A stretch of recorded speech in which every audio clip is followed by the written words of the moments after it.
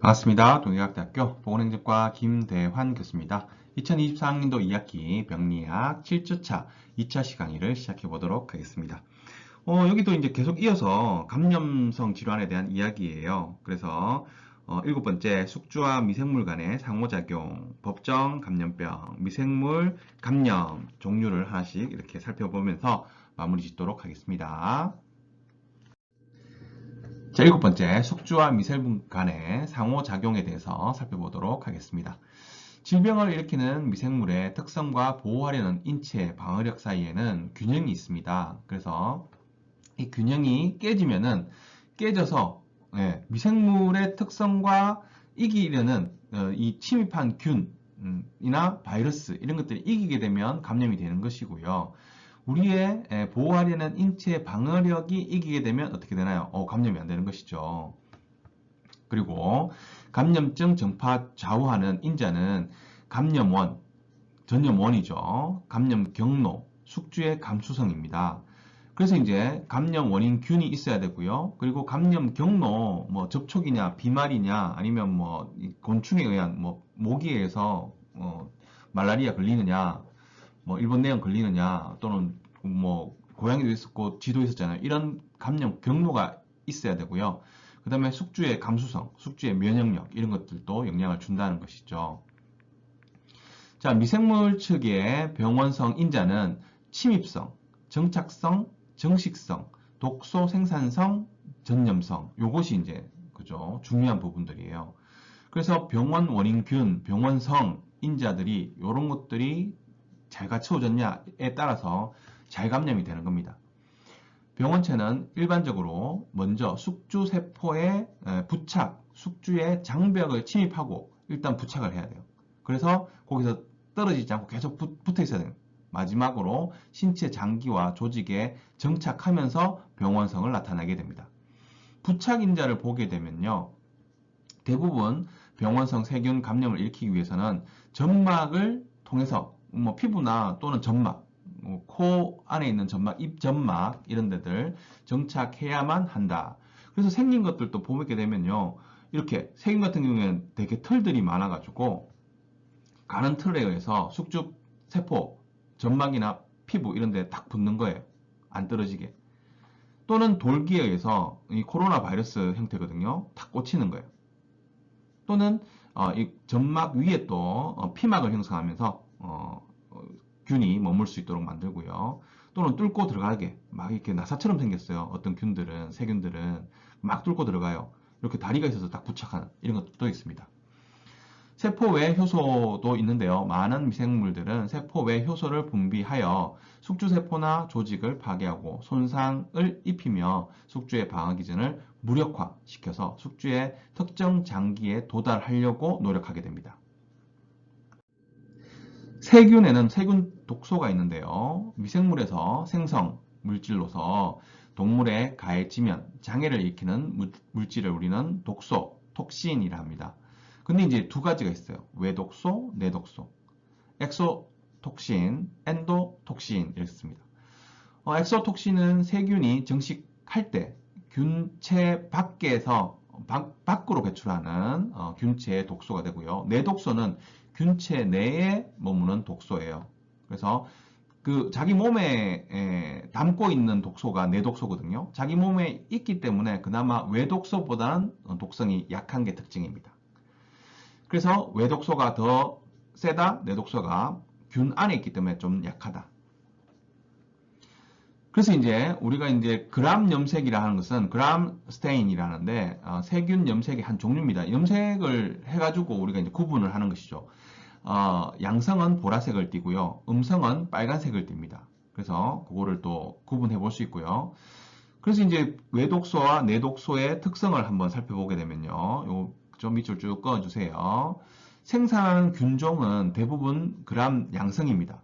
외독소가. 그람 양성이라는 게, 보라색을 띠겠네요. 근데 내독소는, 그게 말해서 그람 음성이에요. 그람 음성 빨간색을 띠겠네요. 그죠? 그래서 보라색을 띠는 외독소가 좀 더 세다고 볼 수 있는 것이죠. 열 안정성은 열적으로 외독소가 불안정해요. 60도씨 이상의 자외선에서 변성됩니다.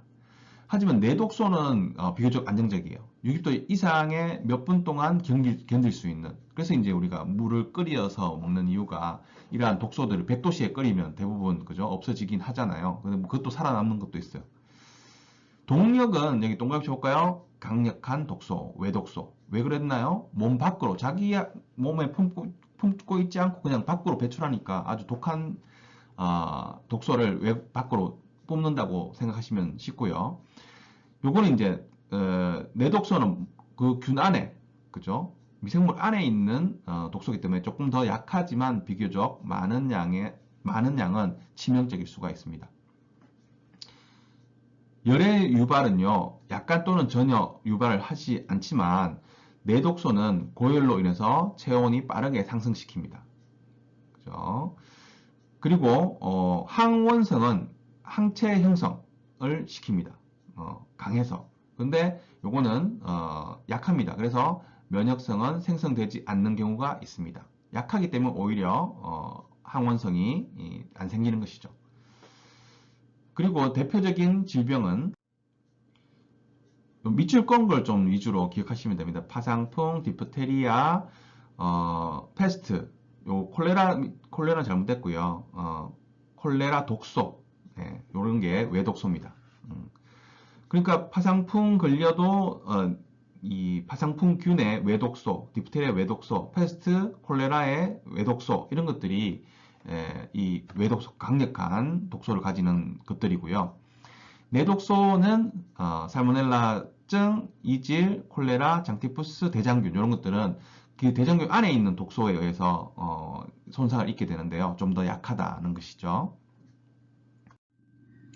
숙주의 감염 방어 인자를 한번 살펴보도록 하겠습니다. 숙주에서 어떻게 감염 방어를 하느냐에 대한 이야기예요. 우리가 이제 면역계통의 수업을 들었다시피 우리 면역계통들이 다 있잖아요. 그것이 숙주 측의 방어 기전이에요. 감염 방어 인자.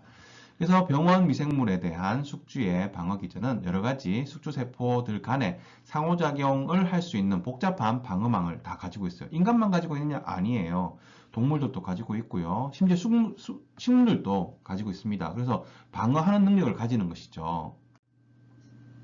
자, 그래서 특이적 감염 방어 기구를 보게 되면요. 특징은 면역학적 기억과 특이성, 비자기 인식 능력, 인식능이 있다는 것입니다. 그래서 비자기 인식능이 뭔가요? 내 몸인지 아니면 침투한 놈인지를 알아내는 것이죠. 그래서 면역은 크게 체액성 면역과 세포성 면역이 있다는 거 우리가 여러 번 이야기했죠.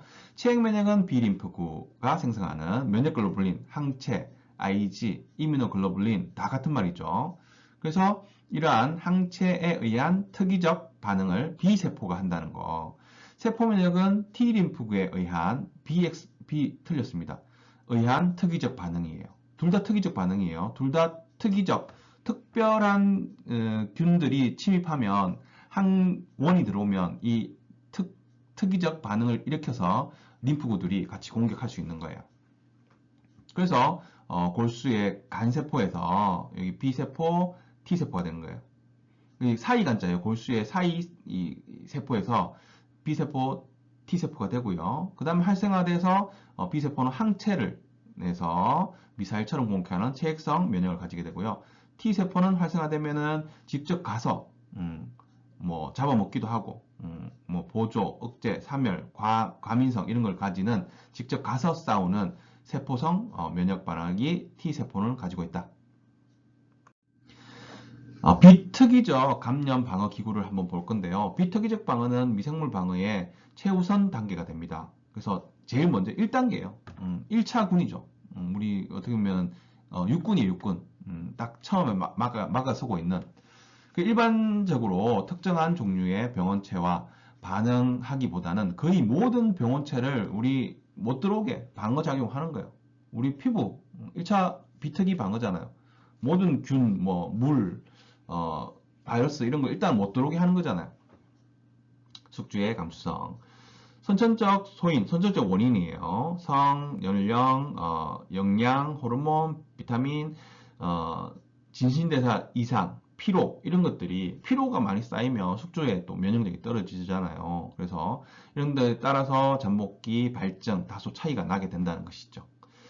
생리적 방어 작용은 피부, 점막면, 그 다음에 균 침입을 막고요. 호흡기에서는 코, 비강 내에 이물, 우리가 코털이 또 상당히 큰 역할을 하는 거예요. 그래서 코털이 있으면서 큰 균들 이런 걸 지나가는 것들을 막는 것이죠. 기도에서 기침 반사, 그죠? 애치 우리가 뭐 이렇게 이상한 균이 들어오면은 바로 기침을 하게 되어 있어요. 그래서 기침을 하는 경우도 있고 안 하는 경우도 있지만 먼지 같은 게 먼지가 얼마나 균이 많습니까? 먼지 같은 게 코로 확 들어오면 기침을 하게 되는 것이죠. 그래서 기관지 상피에 섬모 운동, 섬모 세포가 섬모 운동을 하거든요. 우리가 그래서 그 위로 계속 보내져요. 그 가래가 나오는 거예요. 그래서 기관지 상피에는 섬모 운동을 한다. 의한 이물질의 배출 이런 것들이 생리적 방어 장벽이 되겠습니다. 그림으로 보게 되면 피부에 낮은 pH가 여러 가지 균들이 못 살게 붙어서 오래 못 머물도록 하는데 그걸 또 이겨내는 놈들이 있죠. 그리고 이제 이러한 안쪽에 코, 비강과 인두, 후두, 기관지, 점막, 점액 이런 것들이 또 섬모운동 해서 가래 뱉고 그죠? 그래서 피부 기름샘, 눈의 용혈, 라이소자임 앞에서 말했죠. 라이소자임, 용균 효소 그죠? 눈에 들어온 먼지를 균들, 먼지나 균들을 또 중화시키는 그리고 입, 그리고 피부, 땀도 어떻게 보면 우리를 방어하는 거예요. 그리고 위산이 또 만약에 이까지 침투했다, 깊이까지 위까지 왔다 하면 위산으로 다 녹여버리는 거예요. 창자 효소, 점액 이런 것들. 그리고 균들이 나와서 어느 정도 힘이 없고 하면은 배설, 배뇨 해버려서 빼내는 거. 귀지도 그죠? 귓밥도 어떻게 보면 이제 방어하기 위해서 있다고 볼 수 있습니다. 1차적 물리화학적 방어 장벽이 되겠습니다. 인체의 정상 균물이 앞에서 이야기했잖아요. 노말 플로라라 합니다. 노말 플로라 하는데 피부, 소화관, 호흡기, 입안, 외음부와 같이 외계와 직접 또는 간접으로 접촉하는 장소는 일정한 균종의 세균이 정착하고 있는데 이를 정상균무리 노말 플로라라 한다. 이러한 정상균무리는 외래균 침입, 정착, 정식을 억제한다. 이 말이 뭐냐면요. 정상균무리들이 거기 붙어 있잖아요. 하면은 외래균이 들어와서 붙을 데가 없는 거예요. 그래서 오히려 정상균물이 우리 몸을 좋게 한다, 도와준다는 거예요. 체액성 저항인자는 라이소자임, 그죠? 이거는 침, 땀, 유즙, 눈물에 존재합니다. 아시겠죠? 눈물에만 있는 게 눈물에도 많아요. 유즙에도 있고요. 침, 땀에도 라이소자임, 용균 효소가 있어서 균을 녹이는 효소라는 것이죠. 락토페론은 눈물, 정액, 모유, 슬개즙, 비인두, 기관지, 자궁, 경부, 작은 창자, 점막, 분비물에 존재합니다. 이것도 우리가 체액성 저항인자가 되는 것이고요. 위산, 낮은 pH, 거의 1.5에서 2예요. 강산이에요. 그죠? 7이 이제 우리가 마시는 물이 7이거든요. 근데 1.5, 2다. 오, 완전 다 녹일 수 있는 강산이잖아요. 이런 것들이 대부분 미생물 위로 통과하면서 많이 사멸된다. 우리가 먹는 거에 얼마나 많은 균들이 있을까요? 하지만 위산이 싹 소화시키면서 녹여버려요. 프로페르틴도 혈중 단백 성분이고요. 그람 양성균, 바이러스 등 사멸시키는 역할을 하고요. 인터페론 또 바이러스의 정식을 억제하는 체액성 저항인자가 되겠습니다. 자, 포식작용, 우리 그죠? 백혈구 포식작용 열심히 하잖아요. 그래서 포식세포가 미생물이나 다른 세포의 조각 이물질을 잡아먹는 것이다. 포식작용은 미생물의 침습에 대해서 효과가 높은 숙주 방어 기구로서 역할을 하게 되는 것이죠. 자, 이렇게 그림으로 한번 살펴보면요. 우선 첫째 방어가, 그죠? 우리가 피부예요. 피부가 쫙 있어가지고 여기에 미생물, 섬모도 방어해주고요. 점액, 눈물, 용균 효소 있고요. 하지만 미생물이 여기에 딱 상처가 나가지고 피부를 뚫고 들어왔다. 이게 외계예요. 체외, 이게 체내 뚫고 들어왔어요. 상처가 입어가지고, 그죠? 그러면 이 침입한 이물질이 들어오게 되는 것이죠. 그럼 2차 방어가 작용하게 됩니다. 포식작용, 백혈구, 그죠? 포식작용. 그래서 백혈구 염증 반응을 일으키게 되는 것이죠. 그러면은 거기에 염증 반응이 일어나는 게 왜 그러냐? 이러한 백혈구들이 잡아먹으면서 생기는 그 결과물이에요. 염증은. 그죠? 그리고 이제 이게 안 된다 하면 들어오게 되면 어떻게 돼요? 림프구가 도와줍니다. 그죠? 그래서 T세포, B세포들이 가가지고 체액성 면역, 세포성 면역, 항체로 공격하든지 직접 가서 싸우든지, 또 세 번째, 이것도 뚫리면은 감염이 일어나고 이제 아프기 시작하는 것이죠. 자, 미생물 감염을 보게 되면요. 그람 양성균에 의한 감염. 그래서 포도알균 감염이 있는데요. 병원성을 나타내는 것 70에서 80% 황색 포도알균, 황색 포도알균. 우리 현미경 확대하니까 황색 포도알균처럼 생겼다. 이것이 한 80% 정도가 아주 많은 부분을 차지한다는 거예요. 황색 포도알균이 우리 인체의 감염에. 그래서 고름집, 농, 앱세스, 폐혈증, 식중독, 포도알균, 내열성 장독소에 의한 것이 많이 일어나고요.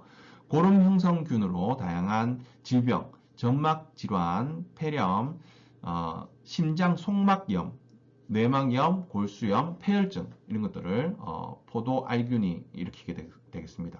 스테필로코쿠스. 두 번째는 스트랩토코쿠스, 사슬알균이에요. 사슬처럼 생겼어요. 사슬, 그죠? 그래서 여기서도 화농성 A군 사슬알균이 화농성 사슬알균이라 하는데요. 이것은 주로 인두에서 발생해서 균 자체보다 2차적으로 오는 류마티스성 심장염, 류마티스성 심질환, 우리 앞에서 의학용 배웠죠.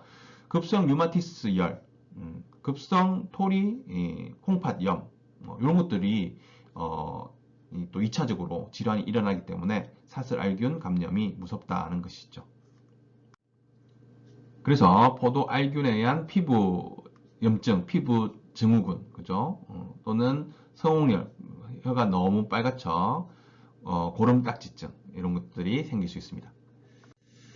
자, 비군 사슬알균도 있는데요. 비군은 창자나 여성의 질 등에 분포하고요. 최근 비군 사슬알균에 의한 신생아 감염증이 상당히 많이 늘어나고 있습니다. 그람 음성에 의한 감염도 있는데요. 물란한 성생활에 의한 비뇨생식기 감염, 결막, 고창자, 인후 점막 등 침입해서 급성 고름증을 일으킵니다. 그래서 각종 조직에 침범하여 만성염증을 유발하는 그람 음성 균인데 그중에서 임균, 그죠? 영어로는 네이제리아 고노리아가 되겠죠. 그 가나리아, 이게 이제 임균이잖아요. 그래서 이러한 임균이 생기는 원인들이 여기 있습니다. 임균에 감염된 눈이에요. 그래서 임균이 생식기만 감염시키는 게 아니라 눈에도 감염을 일으킬 수 있는 그러한 균이 되겠습니다. 수막알균도 그람 음성 감염균인데요. 그람 염색을 했을 때 음성이죠. 음성이 뭐라 했나요? 내독소라 했어요. 그죠? 양성이 외독소라 했고. 그래서 내독소는 그 균 안에 독소가 있기 때문에 좀 약하지만, 그죠? 또 증폭되면 상당히 또 문제를 일으킬 수 있는. 그래서 수막알균은 유일한 숙주 사람입니다. 수막알균은 사람만 공격하는 균이에요. 그래서 건강한 코 인두에 상주하는, 원래 있는 거예요. 상주하는 정상 균총인데요. 호흡계통이 통해서 공기가 매개가 되어서 또 정폭되거나 숙주가 약하거나 하면은 자꾸 전염되면서 호흡기 질환을 일으키게 되는 것입니다. 그래서 수막염의 징후를 보게 되면 우선 세 가지 전형적인 진단 증세가 있는데 목 경직되고요, 갑작스러운 고열, 정신 상태의 변화 이런 것들이 일어날 수 있습니다. 수막염이 생기면 심한 두통, 사진 공부는 빛을 싫어하는 소리에 대해서 너무 민감하고요. 그 다음에 목 근육이 뻣뻣해집니다. 적색이나 보라색의 발진이 온몸에 퍼지게 되고요. 위, 메스꺼움, 구토, 차가운 손, 발 이런 것들이 수막염의 원인이 되겠습니다. 증상이 되겠습니다. 자, 장출혈성 대장균이 있는데요. 이거 한번 적어볼까요? 제대로 익히지 않은 소고기나 살균되지 않은 우유, 오염된 식품 등에서 장출혈성 대장균이 걸리는 거예요. 장출성 대장균의 심한 증상이 용혈성 요독 증후군이고요. 즉 햄버거병입니다. 햄버거병 한 몇 년 전에 신문에도 나왔었는데요. 잘 익히지 않은 그죠? 이 패티 그죠? 햄버거에 들어간 패티 그거를 먹었을 때 이러한 균에 노출될 수 있는 거예요. 결국 잘 익지 않은 소고기 그죠? 살균되지 않은 우유 이런 데에 있는 장출혈성 대장균이 대장에 들어가서 이러한 용혈성 요독 증후를 나타내는 거예요. 환자는 혈액이 많이 섞인 설사를 계속해요. 그리고 이 균에 의해서 일반 대장균 생물학적 변이가 일으킨 것인데 한 9일 정도 장복기를 거쳐서 이런 독소를 분비해요. 그래서 창자출혈, 설사, 복통, 식중독 증세를 보이는 햄버거 병이 장출혈성 대장균에 의해서 생기는 병이다. 세균성 이질도 혈액이 섞인 그죠? 설사를 일으키는 우리나라 법정 감염병 2급 감염병이에요. 그래서 앞에서 이야기했던 어린이집, 유치원 이런 데서 애기들이 집단 감염 일으키는 한 6일 감염 잠복기를 거쳤다가 고열, 복통, 혈변 이런 걸 하루에 막 10번 이렇게 엉덩이 상당히 아프겠죠. 자, 매독 이야기 좀 할게요. 법정 감염병 4급 감염병 매독균에 의해서 생기고요. 성교나 수혈, 태반 통해서 전염성 질환입니다. 그래서 넓은 부위에 걸쳐서 피부 조직이 아니라 넓은 조직에 걸쳐서 조직 파괴 일으키고요. 30년에 걸쳐서 매독 증상이 보통 3기에 나누어서 진행됩니다. 치료를 받지 않으면 이렇게 된다는 거예요. 하지만 치료 받으면 낫습니다. 그래서 치료를 반드시 받으셔야 되고 어떤 단기의 매독인 간에 치료받지 않으면 임산부 태아, 모체로부터 태반을 통해서 감염이 일어납니다. 그러면 아기는 유전성 조로증, 선천성 조로증, 프로제리아가 나타나게 되는 것입니다. 자, 1기는 매독이 그죠? 감염 부위 통증이 없고요. 가장자리가 딱딱해요. 성기 부위에 만지면 이런 부위에. 그래서 쉔커라는 굳은 궤양이 형성됩니다. 이게 1기 매독의 증상 시작이에요. 아프진 않아요. 그래서 냅둡니다. 그러면 2기가 됩니다. 점막궤양, 발열, 빈혈, 동맥의 염증, 2기 매독입니다. 그렇죠? 그리고 손에 이런데 아니면 전신에 로제이시아, 장미진이 생깁니다. 장미처럼 생긴 진이죠. 자, 그리고 이제 3기가 되면은 시간이 오래 걸린다 했어요. 20년에서 30년. 그래서 3년쯤 지나면은 몸속에 여러 곳에 고무종, 그죠? 그래서 신경매도, 신경이 숨어 들어있는 거예요. 수막, 혈관 침입, 매독성 대동맥염 이런 것들이 생기고요. 이런데 염증, 전신, 신경매독, 신경에 문제가 생겨서 제대로 걷지도 못하는 그죠? 그러한 아주 심각한 질환이 되는 거예요. 그래서 1기 때 치료를 받으시면 전혀 문제가 없다. 자, 결핵 이야기를 좀 해볼게요. 결핵균은 다른 병처럼 내외 독소를 생산해서 인체에 해를 입히는 것이 아니라 균이 숙주의 방어 기전을 이기고 체내에 증식함으로써 병을 일으키는 형태예요. 그래서 독소를 외독소, 내독소가 중요한 게 아니라 그 몸 안에서 결핵균이 증식을 하면서 병을 일으키는 형태예요. 그래서 전형적인 유가종, 그래놀로마를 형성합니다. 그리고 치즈괴사, 근납괴사, 그죠? 앞에서 우리가 이야기했던 이런 근납괴사, 치즈처럼 물렁물렁하지만 좀 딱딱한 그러한 괴사가 일어납니다. 몸 전신에. 1차 결핵증은 유행성 감기와 비슷하게 진행됩니다. 2차 결핵증은 미열, 만성피로, 땀이 많이 납니다. 말기 결핵이 되잖아요. 치료를 하지 않고. 옛날에는 결핵으로 많이 돌아가셨어요. 가래동반한 기침. 그리고 기침하는데 피가 섞여 나오고, 숨이 짧아짐, 소변이 붉고 탁함. 이렇게 아주 심각한 결핵으로 많이 죽었었어요. 옛날에는. 치료가 제대로 안 됐어. 근데 요즘에는 치료 문제 없습니다. 하지만 이런 것들이 결핵이다. 클라미디아는 숙주 세포 내에 세포 생산하는 대사물에 의존해서만 증식할 수 있는 절대 기생 세포예요. 살아있어야지만 얘가 에너지를 살아있는 사람한테서 받아가지고 살 수 있는 형태예요. 그래서 남성은 요도염, 유리스라이티스, 고한염, 에피디디마이티스, 여성은 자궁경부, 그죠? 설비사이티스, 이런 것들에서 불임의 원인이 되는 성병이 클라미디아. 그래서 비인균성 요도염 대부분 클라미디아 감염에 의해서 생긴다는 게 밝혀졌습니다. 그래서 인균의 이 클라미디아에 감염되면 이렇게 고환이 상당히 붓게 되는 거죠. 그래서 부고환염, 에피디디마이티스가 생기면 이렇게 붓게 되는. 마이코플라스마도 성병이에요. 질병은 주로 비뇨 생식기에서 일어나고요. 남성 불임의 원인이 될 수 있는 마이코플라스마균이 있습니다. 리케차는 그람 음성 알막대균이고요. 바이러스와 세균의 중간 크기입니다.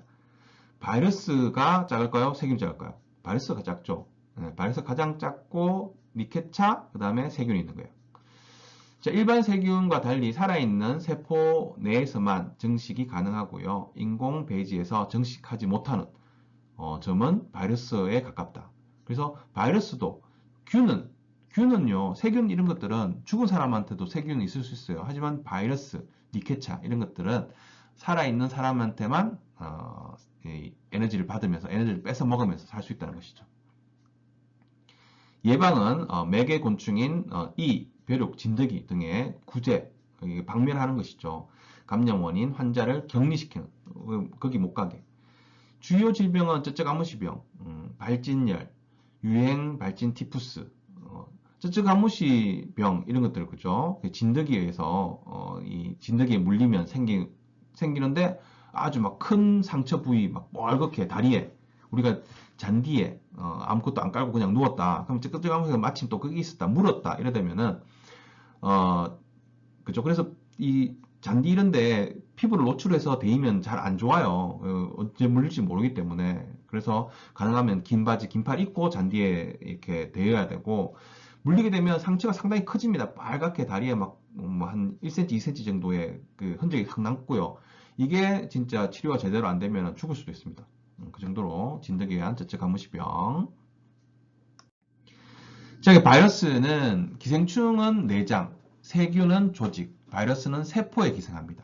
그죠? 한번 적어주세요. 기생충은 그죠? 내장에 있고요. 세균은 조직에서 살고요. 기생하고요. 바이러스는 세포에 기생합니다. 그래서 세포가 살아있어야지만 바이러스에 걸릴 수 있기 때문에 살아있는 사람한테 바이러스 감염이 일어나는 것이고요. 하지만 조직이나 내장 이런 것들은 죽더라도 기생충이나 세균은 거기에 있을 수 있는 거예요. 숙주세포 내에 활성이 있으나 세포 밖에서는 활성이 없는 고분자 물질이 바이러스가 되겠습니다. 그죠? 그래서 숙주세포 내에서 그 세포 내에서 살아있는 세포 내에서만 활성화될 수 있다. 따라서 세균, 원충, 진균, 조류, 식물, 동물 등과 같이 살아있는 세포 내에서만 증식할 수 있는 편성세포 내의 기생체이다. 바이러스가 그렇다는 것이죠. 그래서 바이러스 생긴 것들이 특이하게 생겼죠. 뭐 진짜 달 착륙선 같습니다. 코로나 바이러스 형태죠. 독감, 인플루엔자. 인플루엔자도 코로나처럼 비슷하게 생겼어요. 독감의 원인균이죠. 감기 바이러스는 한 200여 종이 되는데 그 중에서도 리노바이러스, 코로나 바이러스 이런 것들이 감기의 원인균들입니다. 그리고 아데노이 바이러스는 미안합니다. 아데노바이러스는 인후염, 결막염의 원인이 되는 이렇게 생긴 바이러스예요. 그리고 담배 모자이크 바이러스가 있는데요. 담배처럼 생겼죠? 담배 모자이크 병이라는 게 있어요. 거기에 원인균입니다. 원인 바이러스입니다. 자, 그 다음에 박테리오파지라는 이렇게 생긴 게 있어요. 이것도 바이러스인데요. 디프테리아 성홍열의 바이러스 형태입니다. 모양입니다. 대부분 바이러스는 60도씨에서 30분 정도 동안 끓이면 사멸합니다. 그래서 바이러스 감염증 치료와 예방법은 사람 세포에서 자연적 생산되는 인터페론이나 핵산 억제 물질 이런 것들이 있습니다. 그래서 방어할 수 있고요. 그 외 면역계를 자극하는 백신도 매우 유용하게 바이러스를 예방하거나 치료하거나 감염을 막을 수 있습니다. 이상으로 7주차 2차 시 강의를 모두 마치도록 하겠습니다. 수고하셨습니다.